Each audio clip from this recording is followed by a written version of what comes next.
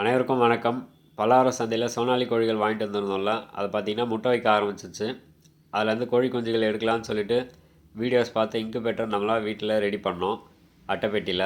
இது பார்த்திங்கன்னா தெர்மாஸ்டாட்டில் 37.5 வந்ததுன்னா லைட் வந்து கட் ஆகிடும். அது 36க்கு போச்சுன்னா லைட்டு ஆன் ஆகிற மாதிரி நம்ம செட் பண்ணணும். இது பார்த்திங்கன்னா 19வது நாள். இன்னிலேருந்து இந்த முட்டையை திருப்புறதெல்லாம் நிறுத்திடணும். லாஸ்ட்டு 3 நாள் தண்ணியும் வந்து அது வரைக்கும் ஒரு கப்பில் இருக்கும், இப்போ 2 கப்பாக மாற்றணும். ஏன்னா ஈரப்பதம் அதிகமாக இருந்தால் தான் கோழி குஞ்சுகள் வந்து முட்டையை உடச்சி வெளியில் வர முடியும். ஈரப்பதம் கம்மியாக இருந்ததுன்னா கோழி குஞ்சுங்களால் ஓட்டை உடச்சிக்கிட்டு வெளியே வர முடியாது.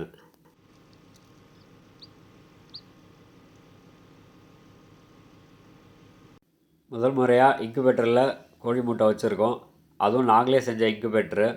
அதனால் கோழி குஞ்சுகள் பொரித்து வெளியில் வருமா வராதான்ற டவுட்லேயே தான் இருந்தோம். ஆனால் பார்த்திங்கன்னா 21வது நாள் மத்தியானம்லாம் பார்த்திங்கன்னா 2 கோழி குஞ்சு வெளியில் வந்துருச்சு. இன்னும் எத்தனை கோழி குஞ்சு வெளியில் வரும்னு தெரியல. நான் அடுத்த வீடியோ போடுறேன் எத்தனை கோழி குஞ்சு வந்ததுன்னு. நன்றி.